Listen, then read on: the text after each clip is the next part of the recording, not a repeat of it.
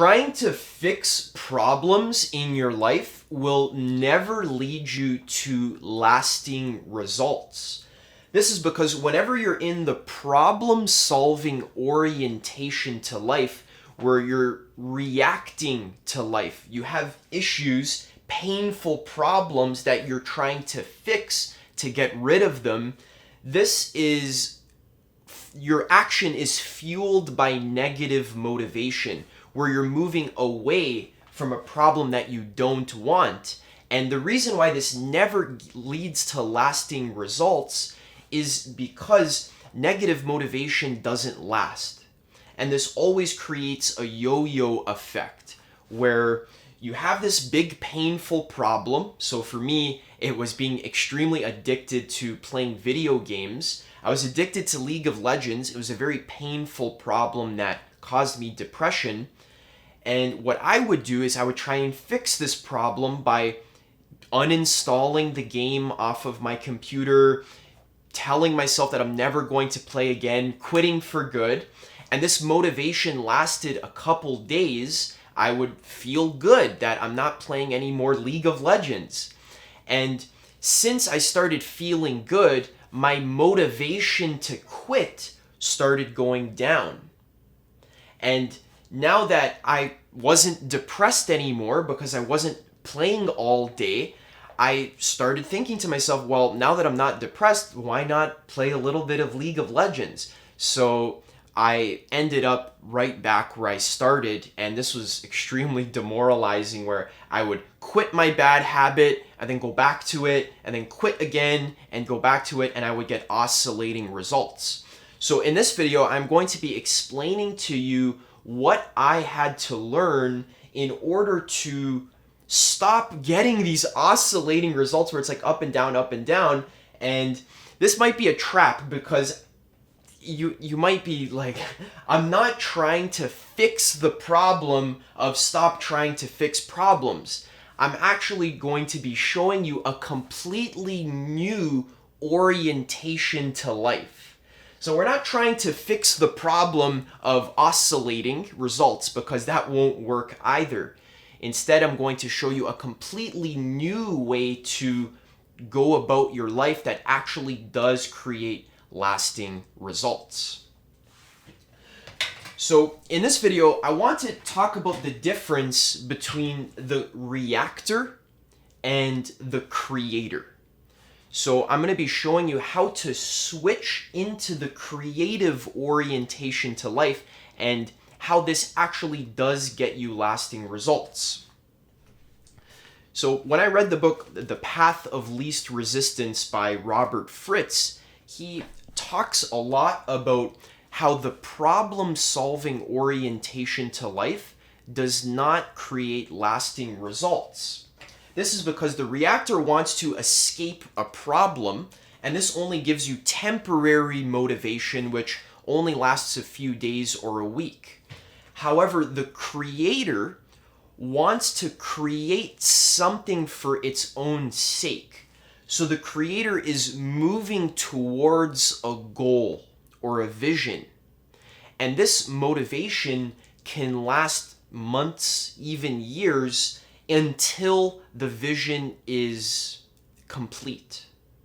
So for example, for me, when I create origami models, I love doing origami, and I create like very intricate like dragons. There's this one model I've been trying to make for a long time. It's called the Ancient Dragon. And in my mind, I have the vision of what I want to create. I want to create this dragon. So when I begin folding the paper, the motivation to create the dragon lasts until the actual dragon is complete. Sometimes this takes up to 12 hours. However, notice how when I'm creating a beautiful origami dragon, I'm creating that piece of art for its own sake. I'm not trying to escape a problem. There's no ulterior motive for me to create the dragon. I just want to create this beautiful dragon because it's beautiful. I just want it to exist. So the key insight here is that the creator creates just because they want to see the creation exist. This is how you get lasting motivation in your life. Get clear about what creation is worthwhile for you to create. What do you want to bring into existence? And instead, what we normally do is if we don't have a clear vision for what we want to create in our lives, what we end up doing is living from a reactive place where we wake up in the morning and we're just trying to avoid uncomfortable scenarios. We feel like, we're a little bit overweight, so we want to go to the gym to lose weight. We don't have enough money in our bank account, so we want to get a new job that pays us more money. We feel lonely and sad, so we want to find a girlfriend or a boyfriend to keep us company. Most people, I'd say 90-95% of people, are living life from a reactive place where they're trying to solve problems, and this never creates lasting results. This is why. So what I read in The Path of Least Resistance, the actual reason why the reactor doesn't get lasting results, it honestly blew my mind. So the reason why the reactor doesn't get lasting results and the reason why it's impossible is because imagine this is you as the reactor, okay? And this here is the problem. This is the problem that you want to move away from this problem. Maybe it's like, we'll draw it as like a spiky wall because it actually hurts you to be near this problem. So what you do is you try and mobilize yourself away from this problem. You try and take action so that you move away from this problem. However, taking action to move away from this problem takes work. It takes effort. So we're also going to draw an elastic band here. This elastic band connects you to this problem because this problem is in your comfort zone. So for me, for example, the easiest thing for me to do, the path of least resistance, which is what the book is called, is to play video games all day, or to watch porn all day, or to smoke weed all day. That's the easiest thing to do. The problem is when you do that all day, it actually creates pain. So then I try to move away from the pain by maybe quitting weed, quitting porn, quitting video games. And for the first few days, I was in so much pain that I have enough motivation to move away from this problem. So as I'm moving away, this elastic band starts to expand a bit, right? The elastic band starts to expand, and as you move away, there's more and more tension that's actually pulling you back to your original state. And as you move further and further away from the problem, what happens is you have less and less motivation to continue exerting effort. Because, like I said, after I quit porn, for example, for 3 days, 4 days, I don't feel that kind of empty, lethargic, depressed feeling that I normally get when I overdo and watch way too much porn. So that feeling, the negative feeling that caused me to quit in the first place, goes away. And now there's no more motivation to continue my streak of nofap or whatever. And then the relapse is inevitable because it's a lot easier to just watch porn than it is to not watch porn. It's very addicting. Same is true for video games. Another great example of this is losing weight. So my mom, for example, she tried for years and years and years to lose weight because she just wanted to lose some weight. So what I always saw was that she would be unhappy with the way her body looked. So she would buy a gym membership, She would start going to the gym for a week. She would go on a diet for 2 weeks or a month.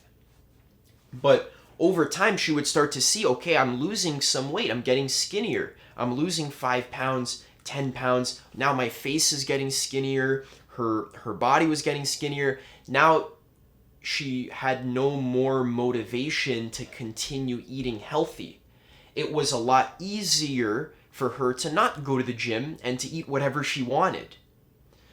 So now that the motivation of being fat was gone, she just went right back into her old ways. And this would happen over and over and over again. It's a very frustrating and often demoralizing cycle, which is why I actually want to show you how to shift this whole structure here. This is what most people are doing. They're reacting away from problems. Never works, always creates oscillation.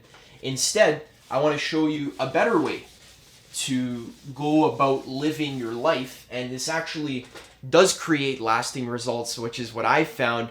Nowadays, I have no problem abstaining. Is that a word? Abstaining? What?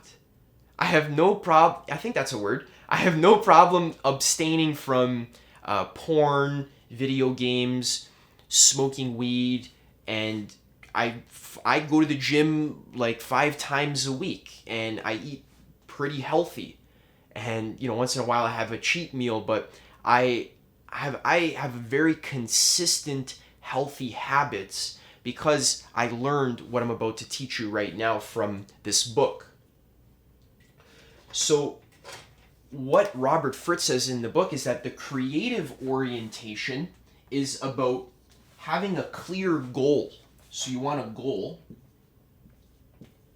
And this goal is so beautiful. And you actually want to create this goal. You're motivated by the goal, right? So instead of being motivated away from a painful problem, instead we want to have a clear target in our mind, and we want to move towards this target. And moving towards anything in life is challenging. It requires effort and motivation to do it. But since this goal is so beautiful, I want to create it. So for example, like the origami dragon, like I was telling you, this dragon is so beautiful. This is true for any creation. So it could be a beautiful painting. It could be a beautiful video like I'm making now. It could be a YouTube channel with 1 million subscribers. It could be a charity organization. It could be a new education system. You want to reform the education system. It could be a song. Anything that you want to create, as long as the goal, you want to create it not for an ulterior motive. So I'm not trying to make this video just so that I blow up my channel to 1 million views. I want to make this video because I actually really like what I'm talking about, and I think it's very interesting, and I just want the creation itself to exist. Now this goal that I have actually pulls me. So now the elastic band is kind of attached to the goal, and the goal itself actually pulls me towards the goal.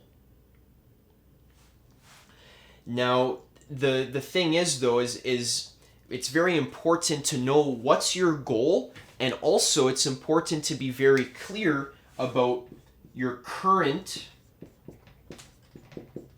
situation.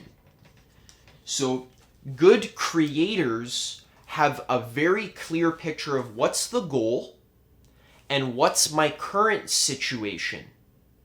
See, sometimes in law of attraction, what I tried to do was I tried to ignore my current situation. Let's say my business isn't making as much money as I want it to. I tried to ignore my financial situation and instead just only focus on the goal where I have 10 million subscribers. But I found that when I tried to do this like identity shifting where you like live from the wish fulfilled, that kind of sort of works, but it's actually not necessary to like live from the wish fulfilled, where you kind of, in law of attraction they talk about just embody the goal, pretend as if you've already achieved the goal.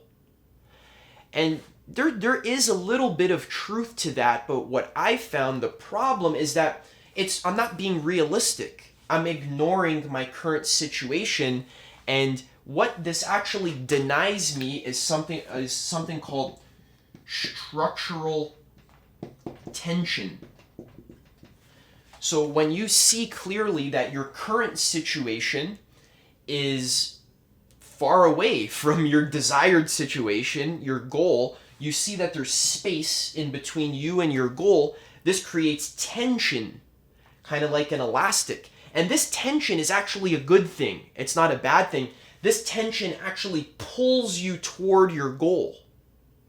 So it's okay to be realistic with yourself and say, hey, my current situation is not what I want it to be, but I know what I do want. I'm clear about what I do want. Let's go create that.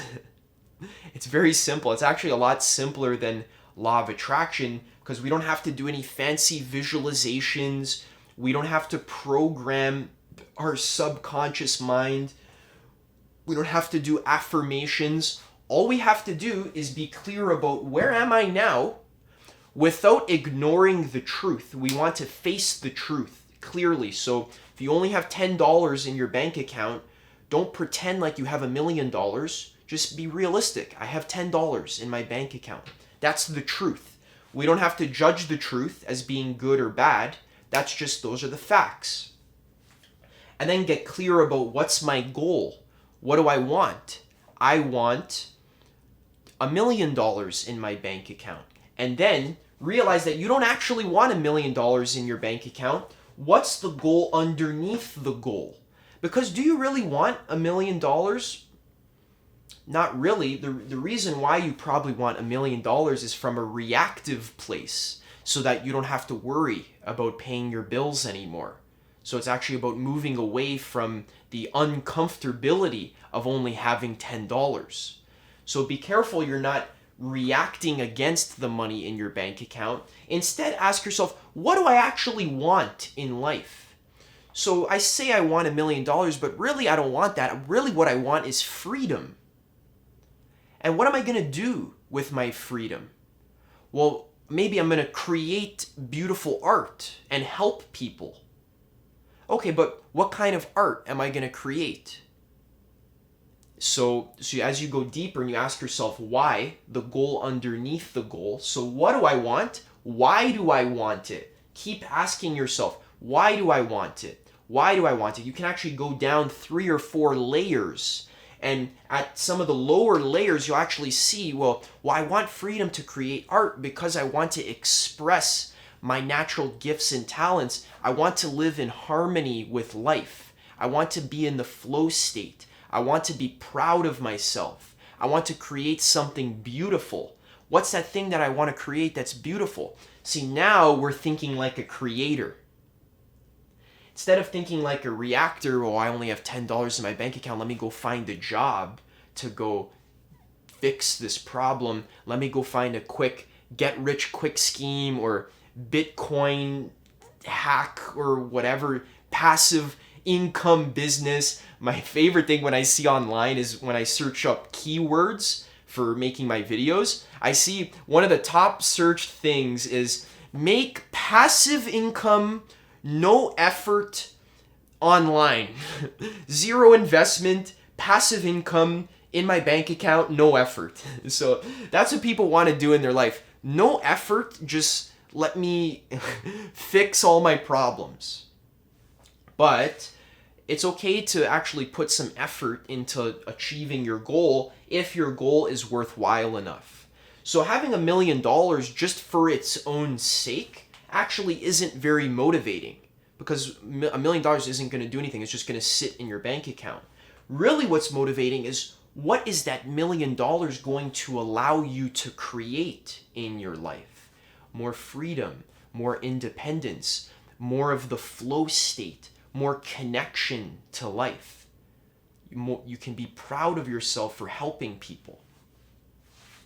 So get clear about your current situation and your goal, and the structural tension will actually pull you towards your goal. All right, guys. So if you want some more practical advice for how to actually get clear about the goal in your own personal life, if you feel like your goal is a little bit vague and wishy-washy, and you want to actually learn the journaling process that I use that helps you figure out the goal underneath the goal, so the what do you want and then why do you want it, I have a very in-depth video right here called How to Get Crystal Clear About What You Want in Your Life. It's a very popular video. Many people liked it a lot. It's actually one of my best videos. Check that out. There's going to be some powerful journaling exercises that really help you think about and contemplate what is the vision for your life, so that you can actually move towards a goal and get lasting results in your life, instead of just moving away from problems and yo-yoing and oscillating up and down.